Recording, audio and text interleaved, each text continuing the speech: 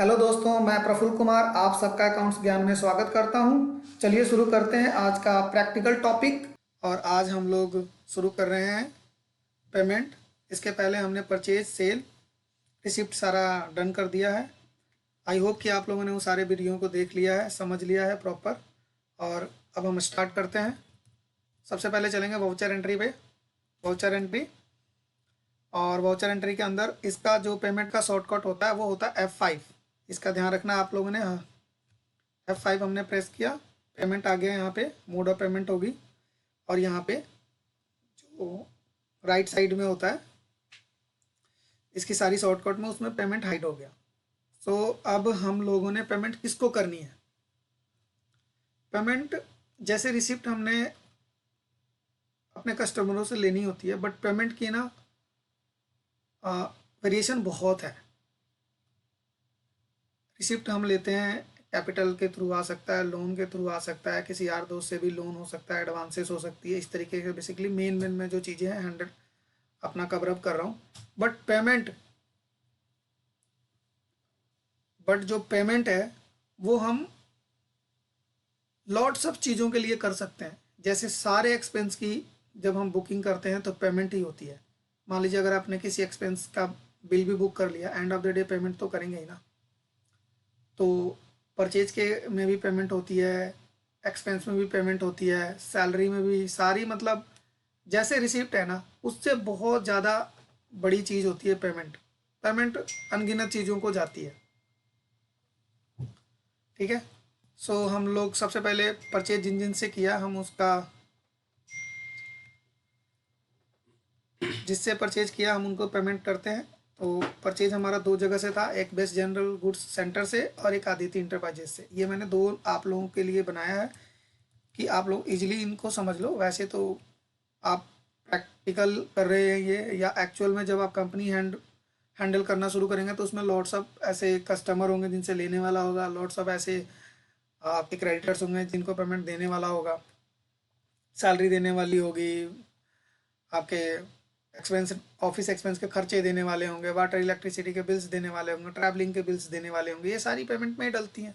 बहुत बार ऐसा होता है कि ऑनर ने पहले कर रखा है, बैंक के थ्रू ही सारे खर्चे डलने होते हैं। तो बैंक में भी तो अगर आप पेमेंट एंट्री करोगे तो उसके अगेंस्ट बैंक के एक्सपेंस के अगेंस्ट अगर खर्चा बुक करोगे आप लोग, तो भी आपको पेमेंट की एंट्री करनी पड़ेगी। सो हम लोग पेमेंट पे पहले शुरू करेंगे, और मैं वो भी बाकी सारी चीज़ें डिस्कस करूंगा कि एक्सपेंस में कैसे पेमेंट की एंट्रियाँ बुक करते हैं। मैं सबसे पहले अदिति का करता हूँ, इसको भी बिल वाइज समझाऊंगा आपको एक बार, ताकि कोई दिक्कत ना बने। अदिति से हम लोगों ने परचेज किया था लैपटॉप। ध्यान होगा आप लोग, जब मैं परचेज का सेशन आपको कर रहा था रिकॉर्ड, तो मैं इसको पेमेंट दिखाऊंगा। इसमें डेबिट सबसे पहले आता है, तो डेबिट आदिति करते हैं। इसका बिल टू बिल करेंगे। आपका एक बार ध्यान रहेगा, इसमें एक देखो यहाँ पे ना बैलेंस दिखा रहा है, मेरा करंट बैलेंस 1,05,36 रुपये। ठीक है, 1,05,36 रुपये मैं डाल रहा हूँ। तो मतलब मैं चाहूँ तो जाके एक बार यहाँ से गो में भी देख सकते हो आप लोग कि कौन से बिल के अगेंस्ट आपने पेमेंट करनी है, अगर क्योंकि ऐसे नहीं पता लगता कौन से के अगेंस्ट डालनी है। तो बिल वाइज ही मैं पेमेंट की भी एंट्री डालूंगा।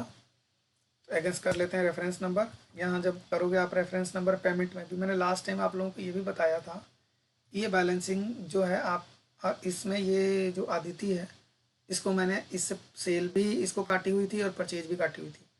जब यहाँ पे आप बैलेंस देखोगे ना, फाइनल बैलेंस यहाँ पे, तो हमने सेल की ना बैलेंस जब रिसीप्ट की एंट्री डाल रहे थे ना, तो हमने डाल दी थी।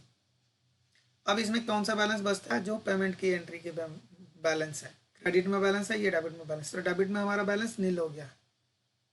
ध्यान से देखो यहाँ पे। ठीक है, अब हमारा क्रेडिट में बैलेंस बचा है 1,05,36। तो हम 1,05,36 पे यहाँ पे क्लिक करेंगे। ठीक है, एंड पे मारेंगे। डेबिट में ये नॉर्मल ऑटोमेटिक यहाँ पे उठा लेता है, और जब यहाँ पे ये उठाता है ना, तो यहाँ पे अगेंस्ट रेफरेंस नंबर बोलता है। तो यहाँ पे देखो आपका अगेंस्ट रेफरेंस नंबर आ रहा है 002, जो हमारा परचेज का बिल नंबर था। और ये हमने पेमेंट कैश में नहीं दिया, क्योंकि इसकी लिमिट, हमारी कैश की लिमिट है 10,000, और ये जो पेमेंट है वो 1,00,000 है। तो हम इसको बैंक से करेंगे। हमने बैंक में लेजर बनाया था SBI, तो SBI से हमने इसकी पेमेंट कर दी। और ये हमने NEFT करी थी, तो NEFT में डाल दिया। 5 तारीख को मान लो करी थी, 5 तारीख डाल दिया, और डेट ऑफ पेमेंट भी हम 5 तारीख लिखेंगे, 5/4/23। जब NEFT डालोगे ना तो सेम डेट वहाँ भी डालोगे, और यहाँ वाउचर का भी डेट आपका सेम होना चाहिए, ठीक है ना। यहाँ नरेशन लिखना लिख दो, नहीं लिखना मत लिखो जी, आपकी अपनी मर्जी है। Bing amount paid against bill number 002, ठीक है। जो भी लिखना चाहो आप यहाँ पे लिख सकते हो। अब जैसे आप लोगों की मर्जी हो, या फिर आप अगर काम कर रहे हो तो पहले वहाँ पे क्या चल रहा है। अगर पहले वहाँ पे जो पुराना सिस्टम ये चल रहा है कि आपने सारे वाउचर के अगेंस्ट नरेशन डालनी है, तो डालना पड़ेगा। फिर वो जो पहले नरेशन डली हुई है उसके अकॉर्डिंग आप लोग नरेशन बना के डाल लो, इतना तो कर ही लेंगे, ठीक है। अब हमारा ए पेमेंट की एक एंट्री डन होगी। दूसरी हमने पेमेंट ली थी, दूसरी हमने पेमेंट करनी है बेस्ट जनरल वालों को, क्योंकि यहाँ से हमने भी परचेज करी थी। तो यहाँ पे मैं 2 बार में डाल सकता हूँ, 3 बार में भी डाल सकता हूँ, सिंगल टाइम डालना सिंगल टाइम में भी डाल सकता हूँ। चलो हम लोग इसका एक बार लेजर चेक कर लेते हैं। गो गए, गो के अंदर लेजर वाउचर बेस्ट, और इसकी एक ही पेमेंट की एंट्री है, सिंगल एंट्री है, और वो ए भी नंबर 2 ही है। ऐसा लग रहा 2 नंबर ही सबका डाल दिया हमने, कोई बात नहीं। एनीवे चेंज करना चाहे तो चेंज कर सकते हैं, कोई प्रॉब्लम नहीं है। तो इसको हम 5 बना लेते हैं, लेकिन ये 2 नंबर हमारे बिल के अगेंस्ट होगा तो कोई बात नहीं, रहने देते हैं, कोई प्रॉब्लम नहीं है, क्यों ही बनाना। पेमेंट की बात कर रहे थे तो पेमेंट पे चलते हैं। मैं थोड़ा फास्ट कर रहा हूँ, तो एक ना इसमें से टैली से ना आवाज़ भी आती है, टू टू टू ऐसे करके। तो जब भी आप लोग भी काम करोगे, अगर आपका स्पीकर ऑन रहेगा तो ये आवाज़ आएगा, तो उससे मतलब इरिटेट नहीं होना। तो इसकी नॉर्मल हम पेमेंट करते हैं जी, बेस्ट 10,650। ये ना ऑन अकाउंट पेमेंट नहीं करना। ऑन अकाउंट पेमेंट तब होगा जब कोई पेमेंट बगैर किसी रेफरेंस की आ रही है, एडवांस हो गया या कुछ भी ऐसा। या एडवांस भी है तो आप न्यू बना सकते हो, या एडवांस भी यहाँ पे लिखा है वो भी। ऑन अकाउंट पेमेंट का मतलब हो जाता है कि जी कुछ भी मतलब कोई भी बिल है उसके अगेंस्ट पेमेंट आ गई, पता कुछ भी नहीं है। अगर आपका काम पहले ही बिल टू बिल चल रहा है ना, तो ऑन अकाउंट पेमेंट डालने का कोई मीनिंग नहीं है, कोई मतलब नहीं है। अगर आपकी अकाउंटिंग पहले पहले से अकाउंटिंग चल रही है और वो ऑन अकाउंटिंग चल रही है, फिर तो कोई बात नहीं, कोई प्रॉब्लम नहीं, आप डाल लो, जैसे डालना डाल लो, वो तो आपकी खुशी है। अगर आपका पहले ही बिल टू बिल पेमेंट चल रहा है, बाई रेफरेंस नंबर चल रहा है, बिल वाइज पेमेंट डल रही है, बिल वाइज पेमेंट आप कर रहे हो, बिल वाइज पे अपना रिसिप्ट ले रहे हो, तो ये गलती कभी नहीं करनी कि उठाया और ऑन अकाउंट पेमेंट कर दिया। क्योंकि जिस दिन मांग लिया किसी ने लेजर की, एक बार दिखाना किसकी कितनी बैलेंस है और कौन से बिल की बैलेंस पेंडिंग है। तो अगर किसी ने मांग लिया कि कौन सी बिल की पेमेंट पेंडिंग है, एक बार दिखाओ, तो हमारे लिए बड़ी प्रॉब्लम हो जाती है। सो आप लोगों ने अगर बिल टू बिल चल रहा है ना, तो बिल टू बिल चलाना है। अगर कुछ भी प्रॉब्लम आती है तो एक बार पुराना जो भी वाउचर एंटर है उससे एक बार समझ लो कि कैसे एंटर हुआ है, देन फिर आगे इसको कंटिन्यू कर लो, कोई प्रॉब्लम नहीं है। तो हम रेफरेंस नंबर पे चलते हैं, न्यू रेफरेंस नंबर नहीं।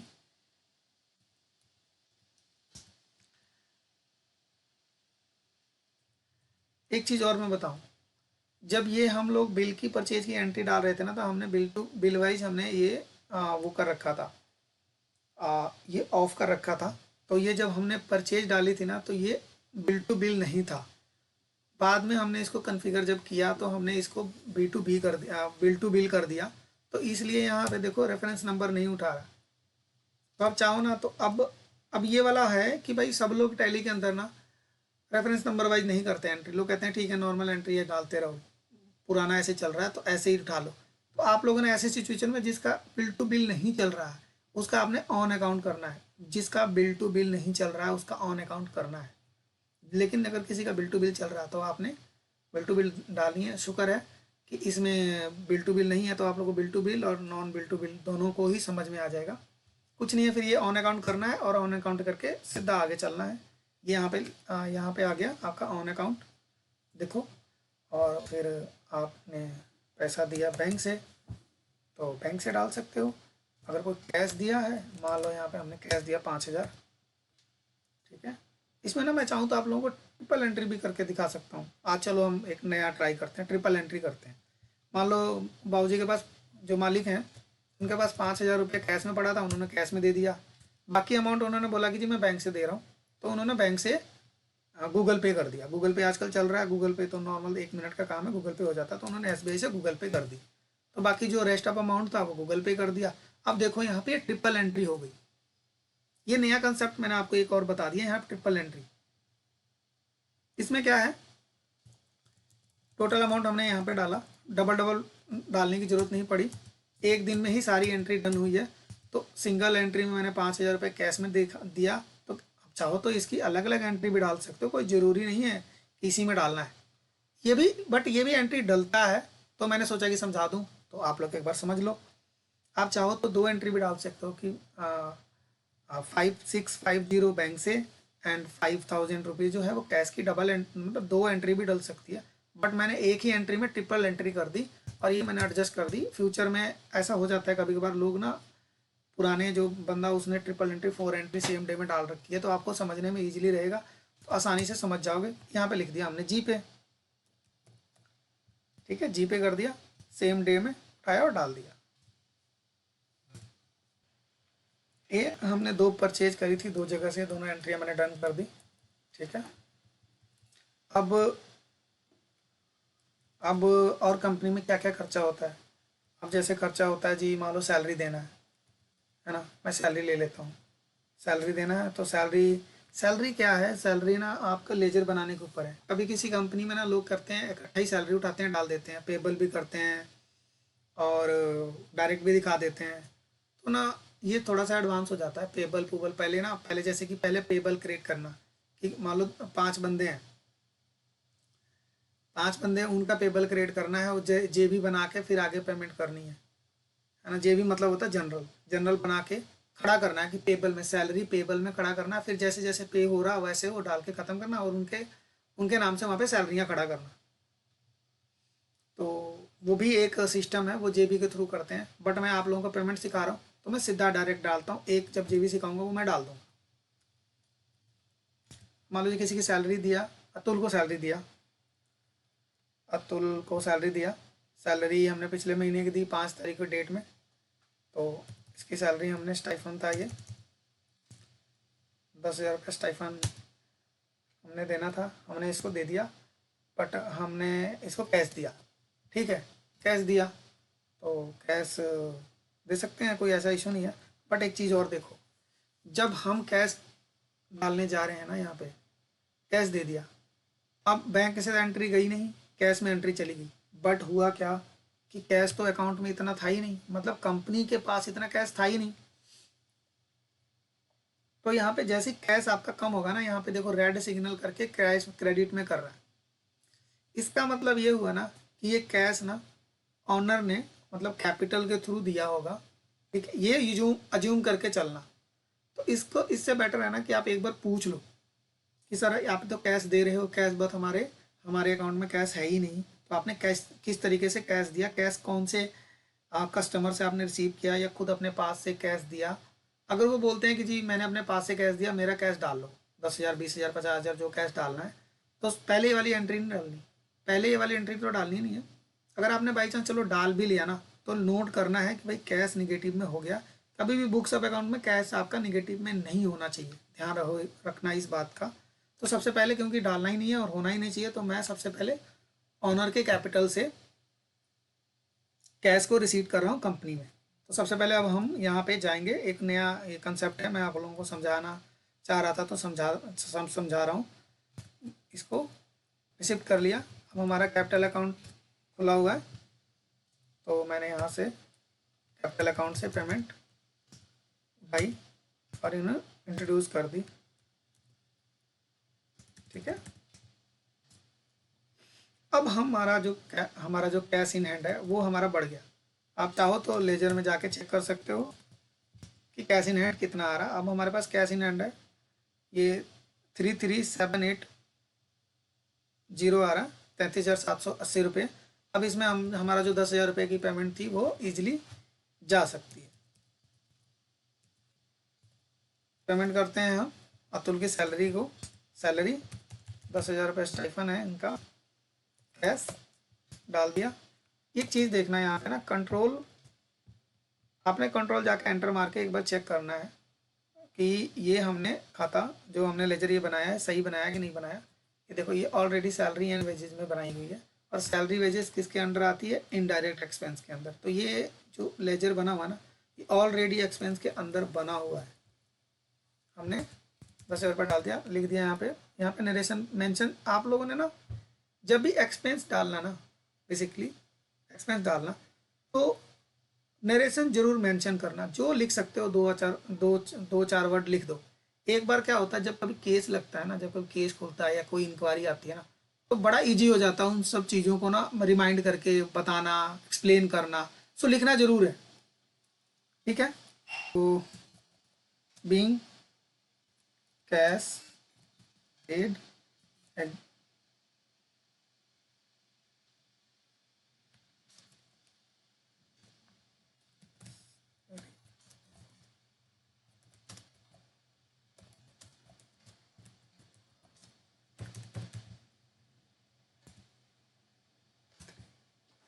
है। हमने एक एक्सपेंस बुक कर दिया।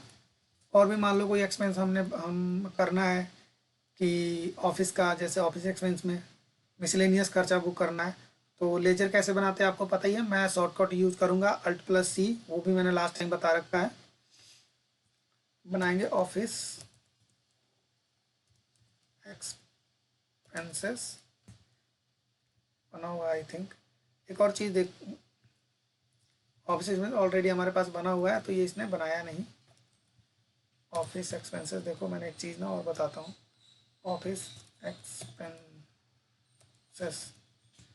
ऑलरेडी मेरे पास बना हुआ था ना, तो इसने बोल दिया था कि नेम एग्जिट, ऑलरेडी एग्जिट है, पहले ही ये लेजर हमारा बना हुआ है, तो इसने वार्निंग दे दी कि ये पहले बना हुआ है, सेम लेजर आपके पास नहीं क्रिएट होगा, डुप्लीकेट नहीं चलेगा यहाँ पे। सो हम इसको नहीं बनाएंगे, हम कुछ और एक्सपेंस बना लेते हैं, जैसे ट्रैवलिंग, ये भी बना हुआ है।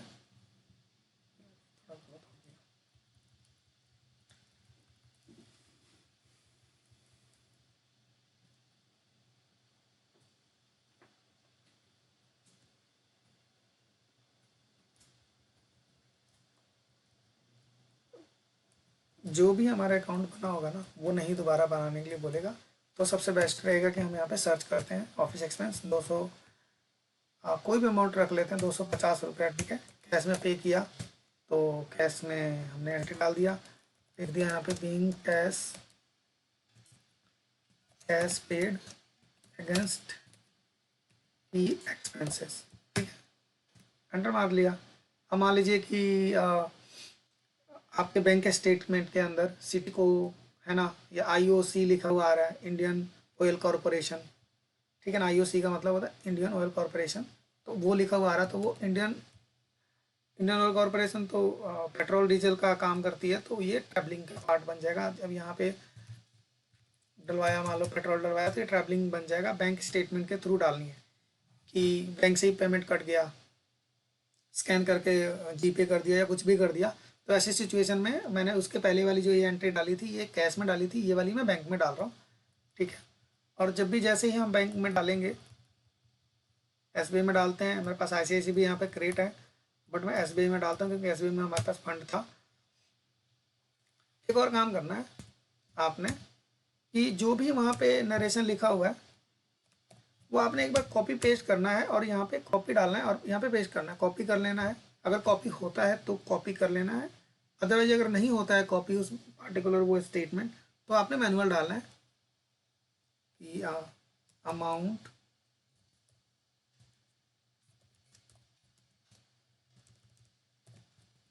Paid against travelling. जो आपको नरेशन बनाना ना, आप अपने हिसाब से बना लो, कोई ज़रूरी नहीं है, ठीक है।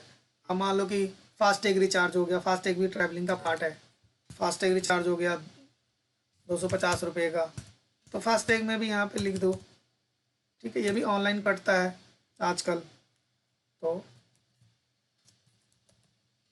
यहाँ जो लिखना चाहो आप लिख सकते हो, कोई ऐसा इशू नहीं है। अब लिख दो यहाँ पे बीइंग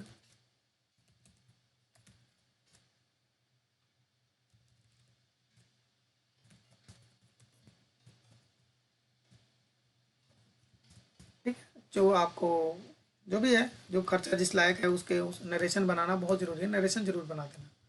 ठीक है, अब हमारा सैलरी डाल दिया, ट्रैवलिंग डाल दिया, और भी जो भी जैसे एक्सपेंसेस है वो आप डाल सकते हो। किसी भी तरीके का कोई अगर अपना एक्सपेंस वगैरह आ रहा है तो वो आप डाल लो। लेबर चार्जेज, जॉब चार्जेज, किसी भी तरीके का कोई एक्सपेंसेस या नॉर्मल कैश की पेमेंट की एंट्री होगी, ये आप लोगों ने ध्यान रखना है। इस तरीके से पेमेंट की एंट्री डालनी है, कैश में भी डालनी है, बैंक से डायरेक्ट भी डाल सकते हो। बहुत बार ऐसा होता है कि ना, बिल आता है, पेमेंट तो जाती है, होती है ट्रैवलिंग ही है। मान लीजिए कि किसी कोई जॉब वेंडर है ना, आपके ऑफिस में ना प्रिंटर का मान लीजिए रिफिलिंग करने वाला कोई लड़का है, ठीक है, वो एवरी मंथ बिल देता है और उसका एवरी मंथ पेमेंट जाता है। एवरी मंथ बिल देता है, एवरी मंथ पेमेंट जाता है, बट उसका बिल बुक होता है। सबसे पहले बिल बुक होता है, फिर उसको पेमेंट जाता है। आपने क्या किया कि बिल भी बुक कर लिया, आपने क्या किया कि उसको पेमेंट भी डाल दी, लेकिन पेमेंट उसको ना डाल के सीधा अपने प्रिंटिंग स्टेशनरी में डाल दी। तो ये काम नहीं करना। पहले एक बार देखना है कि क्या वो जो पार्टिकुलर नाम है जिसको पेमेंट गई है वो है यहाँ पे। अगर वो है तो आपने उसमें ही पेमेंट डालनी है, अपने मर्जी से किसी भी खाते में नहीं डालनी है। अगर किसी भी अपने मर्जी से उठाया किसी भी खाते में डाल दिया तो गड़बड़ हो जाएगा। अगर पहले ही उसका लेजर आपके पास अवेलेबल है तो आपको उस लेजर में वो पेमेंट पोस्ट करनी चाहिए। अगर फिर भी कोई कन्फ्यूजन है, प्रॉब्लम है, किसी भी तरीके का कोई समझ नहीं आ रहा है कि एंट्री पता नहीं किसको दिया, किसको जीपे कर दिया या किसको एनईएफटी कर दी, मेरे को समझ ही नहीं लग रहा, मैंने को तो अपने बॉस से पूछना पड़ेगा, जो मेरे सीनियर है उनसे पूछना पड़ेगा। तो हमने क्या करना है, सीधा पेमेंट करनी है। यहाँ पे सस्पेंस अकाउंट बनानी है। मैं आपको सस्पेंस अकाउंट भी बना के सिखा देता हूँ कि क्या होता है। सस्पेंस सस्पेंस अकाउंट बनाना है, ठीक है। और ये सस्पेंस के अंदर कर देना सीधा। और यहाँ पे जो भी अमाउंट है आपका, मान लो 500 1500 जो भी अमाउंट है आपने उठाया डाल दिया। बैंक से कटा था क्योंकि सस्पेंस बैंक से ही ज़्यादातर आता है, तो बैंक में डाल दिया, ठीक है। जो लेकिन सस्पेंस अकाउंट के अंदर एक बात जरूर करना है कि भाई जितनी भी नरेशन लिखी हुई है ना बैंक स्टेटमेंट में, वो पूरी की पूरी नरेशन आपने डालनी है कि उसमें क्या लिखा है। ABCD से लेके जेड तक जो भी नरेशन लिखा हुआ है, ठीक है ना। कोई भी नरेशन, किसी भी तरीके का जो भी नरेशन लिखा है ना, प्रॉपर नरेशन डालना है, ताकि जो आपका सीनियर है चाहे जो आपका बॉस है, वो नरेशन पढ़ के पता लग जाएगा कि ये चीज़ क्या है।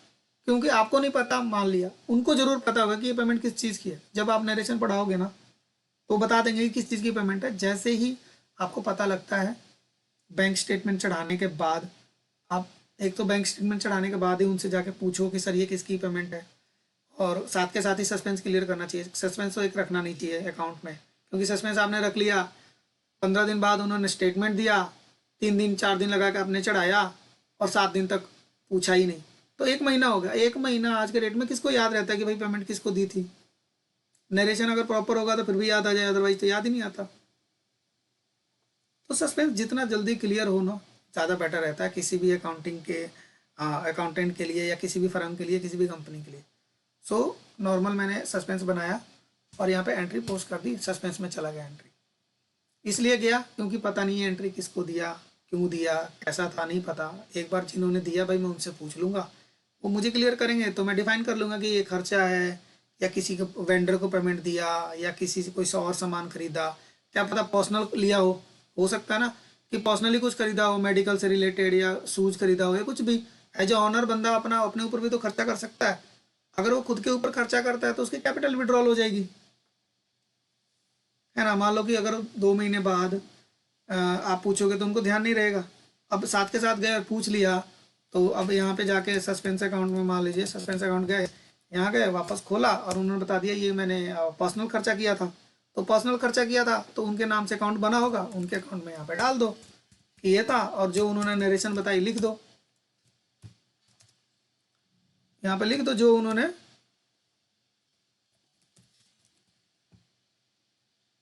ठीक है, जो जो वो बता रहे हैं यहाँ पे लिख दो कि भाई किस लिए पेमेंट ली थी, क्यों, क्या किए। ठीक है, ये हमारा नॉर्मल पेमेंट का जो कंसेप्ट था ये मैंने क्लियर कर लिया। एक बार इसको समझना ध्यान से। मैं बहुत बहुत बार ऐसा हो रहा है कि जल्दी जल्दी भी बोल देता हूँ, बीच में फिर थोड़ा सा गैप भी आ जाता है।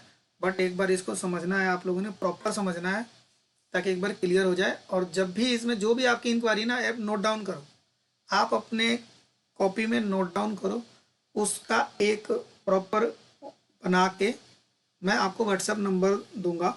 उस व्हाट्सएप नंबर पे आपने वो भेजना है, ताकि मैं जिस दिन भी आप लोगों के साथ जूम सेशन करूंगा वो सारी आपकी टॉपिक आराम से मैं क्लियर कर सकूं। अगर जो चीज़ नहीं समझ में आई है मैं समझा सकूं, ठीक है। तो टेंशन नहीं लेना आपने, लेकिन प्रॉपर कोशिश करना है कि भाई मैंने 2 बार 4 बार वीडियो देख ली बट चीज़ें तो मेरे को समझ में आई ही नहीं है। अब ऐसा ना हो कि आप लोग एक बार देख लो और फिर व्हाट्सअप कर दो कि सर समझ नहीं आया, आप आ जाओ जी जूम पे हमको समझाओ। तो मैं बता दूं कि फिर मैं जूम पे भी आऊँगा तो आपको समझ नहीं आएगी। जब तक आप खुद एक बार 2 बार 4 बार वीडियो को नहीं देखोगे, मैं जूम पे भी आके क्या समझा दूंगा। सेम चीज़ें तो मैं आपको यहाँ भी समझा रहा हूँ ना। जूम पे आके मैं थोड़ा अलग तरीके से समझाऊंगा, बट यहाँ पे जब आपका 50% 70% क्लियर होगा तब तो मैं समझाऊंगा, तो 100% होगा। तो बहुत ज़रूरी है कि आप लोग इसको 2 बार 5 बार देखो ये वीडियो, ताकि अब आप लोगों का बेसिक्स कंसेप्ट जो है वो क्लियर हो। बेसिक्स क्लियर हो जाएगा उसके बाद से कोई प्रॉब्लम नहीं होगी, आपका बाकी जो काम है ना वो ईजिली हो जाएगा। ओके दोस्तों, मिलते हैं नेक्स्ट एपिसोड में न्यू टॉपिक के साथ। Thank you.